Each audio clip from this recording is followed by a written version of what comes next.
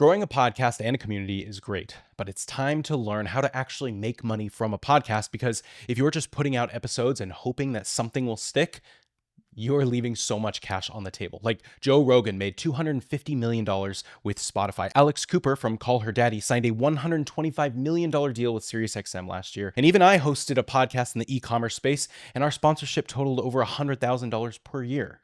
But the podcasting industry as a whole is also experiencing insane growth, right? In 2023, podcast advertising revenue in the US reached $1.9 billion and is projected to approach $2.6 billion by next year. So let's break down the ways to monetize your podcast, whether you've got one listener or 100,000. First, sponsorship and ads. Now, brands will pay you to mention their product in your podcast. You've obviously heard this before, right? You can do this with like host-read ads where you talk about the product naturally, or you can have ads placed at the beginning, in the middle, and the end of your episodes. Platforms like Spotify even let you drop in ads automatically. So if you're getting like 5,000 or more downloads per episode, you can start landing paid sponsorship, and rates usually run about $20 to $50 per 1,000 listens. Now, that being said, there is no written rule about this, so you can always find a sponsor on your own and create your own agreement under 5,000 listens. Like you can ask companies to sponsor single episodes. You can sign a contract for like a 5-episode trial. Basically, it's up to you. Second, we have premium content and subscriptions, right? If you want to make money without relying on sponsors, you can actually just charge your audience directly. So platforms like Patreon and Apple Podcasts and Spotify subscriptions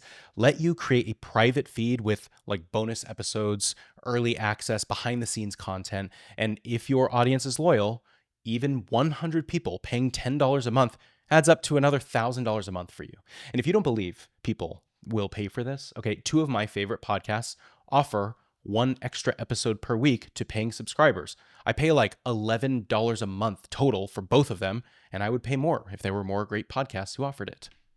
I'm telling you, okay, once you have a loyal audience, people will pay for it. Third is affiliate marketing, right? This is similar to sponsorships, but there's no contract, there's no agreement, right? If you talk about software, books, courses, get an affiliate link from them and earn a commission on every sale. For example, if I promote a podcast mic and someone buys it, I get a 5% commission from Amazon. Now, this works great for really niche podcasts where this audience trusts your recommendations and is in the market for very specific things. But y'all are not strangers to affiliate marketing, right? So let's move on. Number 4, you can sell your own products and services, right? If you're a coach, consultant, course creator, your podcast can attract clients, right? And you can do this faceless. So instead of just talking about your expertise, you can actually offer a solution. You could sell online courses, coaching packages, or digital products like templates, ebooks, things like that.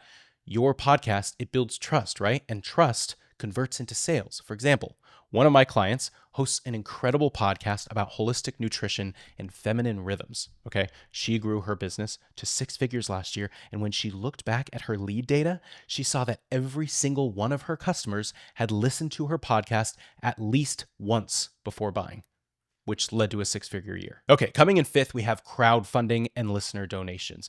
Some fans just want to support you. Okay, platforms like Buy Me a Coffee and Patreon, they let listeners just donate directly. Actually, I did this with the first podcast I ever started, and I raised like $500 a month from just listeners, family, and friends. Now, this is really similar to premium content where you can offer perks like shout outs, access to Q&A sessions, or like personalized messages to make it worth their while. 6th, we have live events and workshops. Now, when you're a little bigger, or if you're just even a local show, you can take your podcast offline and host live Q&A sessions, virtual workshops, or VIP masterminds. Then you can charge for tickets and then turn your audience into a community that pays for access. I've been to a few of these, by the way, and they're actually a really great way to make your already loyal audience, at least curious audience, more invested. In fact, I listen to a fantasy football podcast and they travel the nation and they do live shows. Every time they come to my city, I am there. I love it. So your fans will want to do it, trust me. Now, a little bit lesser known option coming in 7th, we have podcast networks. And a podcast network is basically a company or a group that can buy the rights to distribute and monetize your show. Right? It's great. You don't even have to be that big. So they worry about publishing your podcast out to new audiences and they attract sponsors and you just do your thing in podcast, right?